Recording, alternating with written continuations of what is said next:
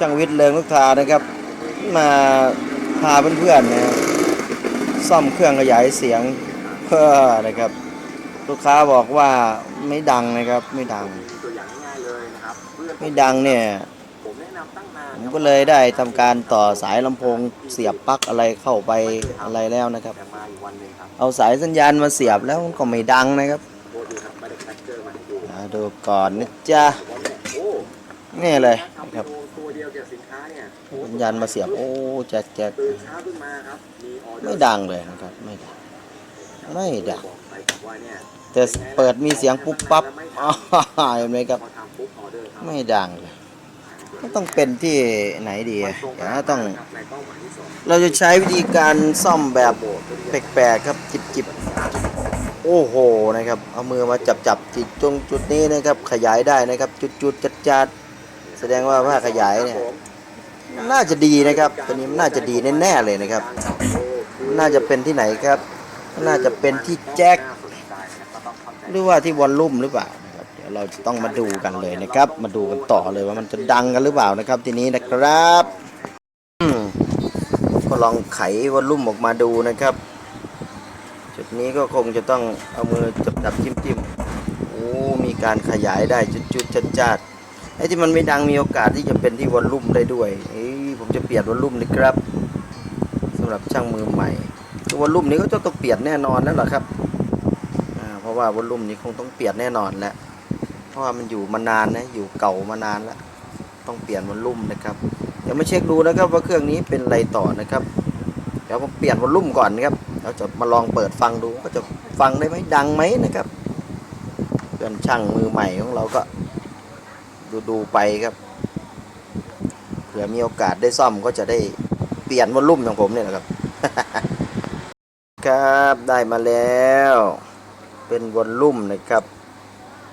วอลลุ่มขนาด 100K นะครับ 100KB ครับเหมือนกันกับตัวเดิมเลยนะครับนี่ก็จะทำการเปลี่ยนวอลลุ่มแล้วก็มาดูต่อไปว่ามันจะเป็นยังไงนะครับมันจะดังไหมนะครับ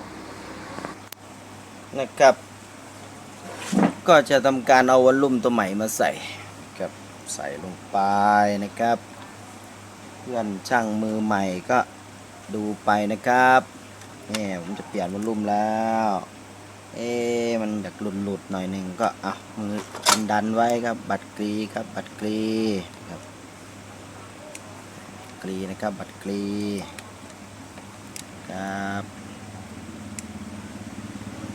กรีก่อนนะครับ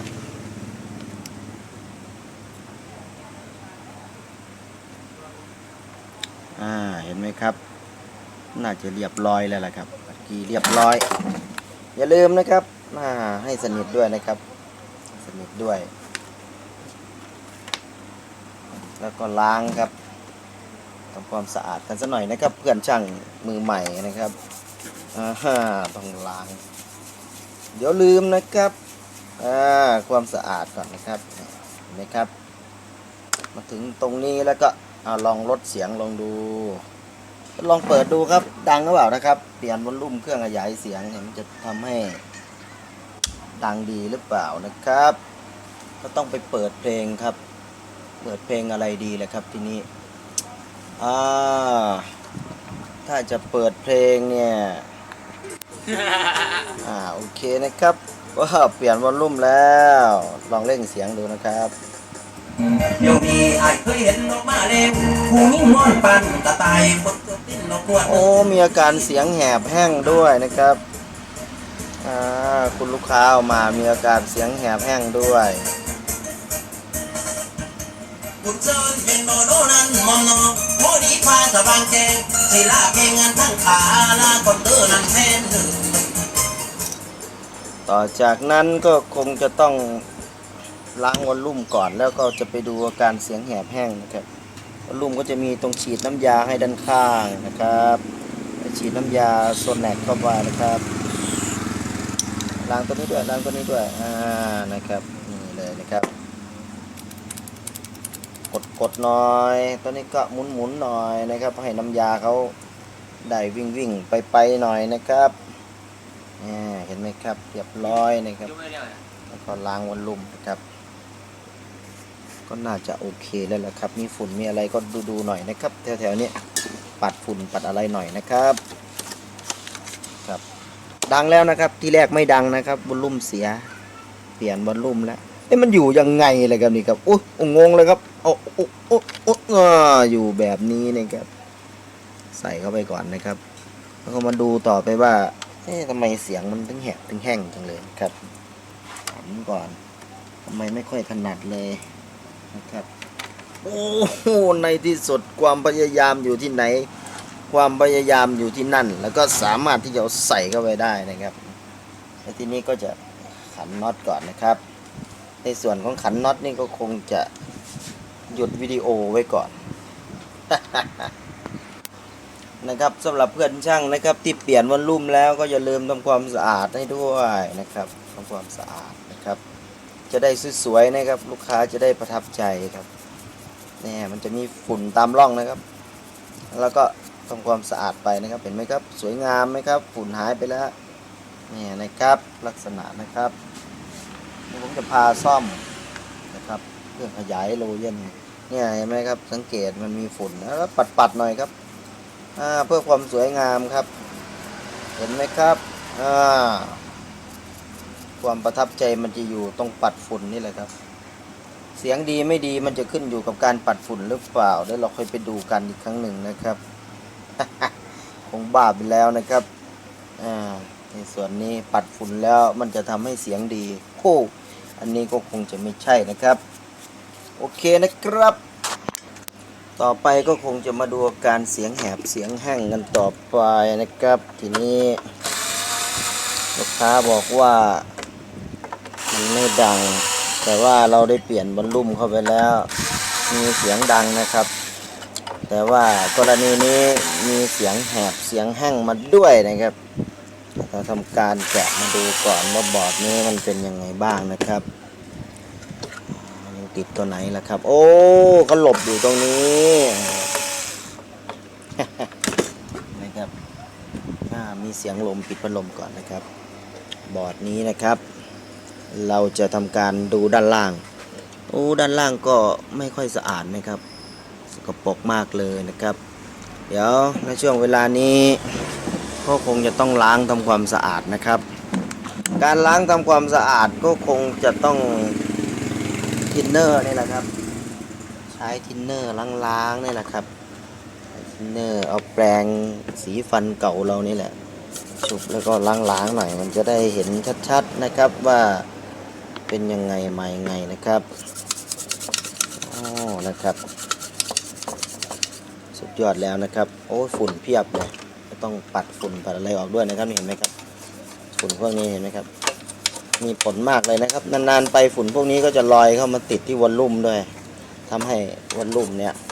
ใช้การไม่ได้หรือว่ามีเสียงครกครากเวลาเร่งเสียงนะครับดูอุปกรณ์ครับว่ามันจะเป็นยังไงบ้างมันไม่ค่อยสะอาดนะเขาทำความสะอาดด้วยนะครับเพื่อนช่างของเรานะครับโอ้โหบอร์ดนี้เป็นบอร์ดไดร์นะครับมีอะไรบ้างเนี่ยมี IC 7812เห็นไหมครับ IC 7812แบ่งไฟมาเลี้ยงชุดพรีแอมด้านหน้าเนี่ยครับต่อมาก็เป็นวงจรขยายตัวเนี้ยเอามาขับหม้อแปลงนะครับพอมาขับหม้อแปลงแล้วก็หม้อแปลงตัวเนี้ยหม้อแปลงไดร์เนี่ยครับก็จะมาขับพวกทรานเตอร์อยู่ที่ซิงค์เนี่ยเมื่อมาขับหม้อแปลงตัวนี้ทำหน้าที่เป็น OPT เครื่องขยายเสียงเอาพุททรานส์ฟอร์เมอร์ต่อไปในกรณีที่เสียงมันแตกแหบแห้งนะครับเสียงมันแตกแหบแห้งอะไรต่างๆเนี่ยก็ต้องมาเช็ควงจรภาคใบอัดเนี่ยนะครับใบอัดมันจะเป็นตัวมาใบอัดทันเตอร์ที่มันอยู่ซิงค์เนี่ยครับนะครับประกอบไปด้วยอะไรบ้างล่ะประกอบไปด้วยเขาก็จะประกอบไปด้วยชุดนี้นะครับทั้งหมดเลยนะครับจากนี่เลยนะครับมาถึงนี่เลยหม้อแปลงนี่เลยนะครับจากนี่มานี่เลยมีไดโอดอะไรต่างๆนะครับมี VR มีทันเตอร์มีเฟสมี ทันเตอร์ตัวนี้1061นี่ด้วยนะครับก็เช็คนะครับว่าตัวไหนมันเสียนะครับต่อมาผมก็คงจะต้องไปวัดไฟนะครับไฟจุดไหนดีล่ะไฟใบอัดนะครับไฟใบอัดเส้นเดี๋ยวผมดูก่อนนะครับเส้นสีแดงนี่เลยนะครับเส้นสีแดงนี่เลยว่าเขาจะได้เท่าไหร่นะครับเดี๋ยววัดดูก่อนนะครับมือใหม่ของเราก็พิจารณาตามไปนะครับพิจารณาตามไปเลยนะครับมันต้องมีที่มาที่ไปนะครับต้องมีที่มาที่ไปถ้าเราจะไปเปลี่ยนอะไรเลยเนี่ยเขาก็จะว่าเราแสดงนะครับ เราวัดไฟกันครับนี่นะสีแดงนี่นะครับเข้าหม้อแปลงนี่นะนี่วัดก่อนครับผมก็ตั้งไว้สักเนี่ยพอแล้วมั้งครับเดี๋ยวลองครับปิดสวิตช์เสียบปลั๊กก่อนนะครับปลั๊กก่อนเปิดสวิตช์ขึ้นมาครับได้เท่าไหร่ครับโอ้ 0.4 โวลต์ไม่ได้หรอก 0.4 โวลต์นะครับเสียงแตกแน่นอนครับมันต้องได้โวลต์2โวลต์3โวลต์อะไรไปนู่นนะครับโอเคนะครับ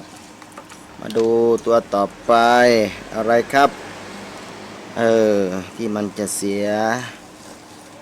VR ตัวนี้เข้าสนิมแล้วนะครับต้องเปลี่ยนนะครับเข้าสนิมแล้วหรืออะไรขาอะไรตัวไหนเข้าสนิมแล้วก็เปลี่ยนนะครับเดี๋ยวผมจะเปลี่ยน VR แล้วนะครับโอเคนะครับเปลี่ยน VR ก็ไม่มีอะไรมากครับใช้การดูดตะกั่วออกมานะครับเครื่องมือที่ใช้นะครับไม่ได้ไปเลิศหรูอะไรนะครับ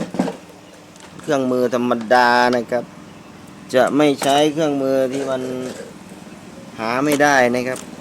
เดี๋ยวมือใหม่หาไม่ได้ซ่อมตามไม่ได้อีกนะครับเนี่ยเวลาบัดเกยร์แล้วก็อย่างนี้นะครับเวลาเราจะถอดแล้วก็ให้ความร้อนเขาแบบนี้ดูก่อนนะครับเอาตะกั่วใส่ดิด้วยนะครับบางทีมันก็ตะกั่วมันเก่าแล้วมันก็ไม่สามารถที่จะละลายได้ง่ายๆแล้วก็ใส่เข้าไปนะครับตะกั่วใส่เข้าไปครับนี่เลยเห็นไหมครับ VR ตัวนี้ผมกำลังจะถอดออกมานะครับหัวแรงงัดมากเห็นไหมครับแตกเลยนะครับถอดออกมานะครับทีนี้อาจจะต้องใช้ไขควงแบนเล็กสักหน่อยนะครับมาทำการแกะออกมานะครับแกะแบบนี้มันมีเทคนิคมีฝนมาโอ้โหฝนตกนะครับฝนตกนะครับแกะออกมาอย่างนี้ถ้าจะเอาหัวแรงไปงัดเลยเดี๋ยวมันแตกอีกนะครับนี่ครับแกะออกมาก่อนไม่ค่อยถนัดนะครับโอเคนะครับโอเคแล้วก็มาดูนะครับ VR อันนี้ก็เรียก VR นะครับไม่ใช่ VR มอเตอร์ไซค์นะอันนี้ VR Variable Resistor เป็นตัวต้านทานที่สามารถเปลี่ยนแปลงความต้านทานตอนที่เราปรับก็จะเปลี่ยนแปลงได้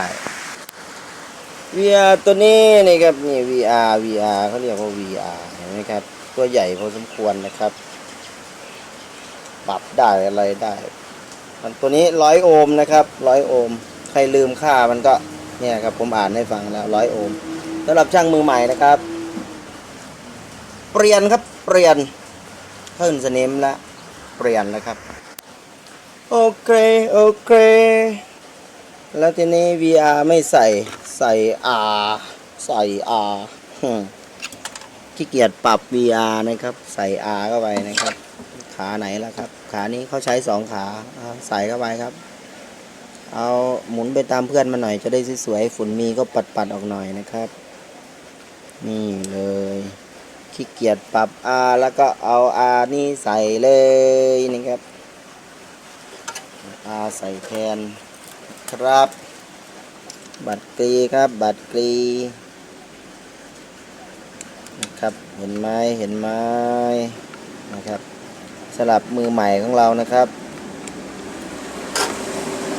ตัดขาด้วยนะครับ อย่าลืมตัดขาด้วยนะ ต่อมาก่อนที่จะลองครั้งต่อไปก็ล้างด้วยนะครับ ล้างด้วยครับป๊าบนะครับโอเคนะครับ แล้วทำไงต่อครับเอามาวางไว้ตรงนี้แหละครับ วางมันไว้อย่างนี้แหละ VR ก็หล่นลงไปแล้วเนี่ยหยิบขึ้นมาครับเขามีไอ้นี่รองเนี่ยรองตรงหัวน็อตลองกับเขาหน่อยครับนี่นะครับโอ้มีเสียงฝนตกด้วยนะครับ ต่อจากนี้ก็จะลองเสียงกันครับมันจะดังไหมนะครับ ครับดูต่อกันเลยนะครับ ผมได้เปลี่ยนอะไหล่นะครับ แล้วก็วัดไฟจุดเดิมนะครับ ไฟออกมาจุดนี้ใบอัดที่ 0.5 โวลต์นะครับส่วนวัดที่ 2 โวลต์เห็น 0.5 นะครับเดี๋ยวฟังเสียงครับ ให้น้องดังไปมุมป้าดอกพอกังมือเอาไว้ตัดทางอาวู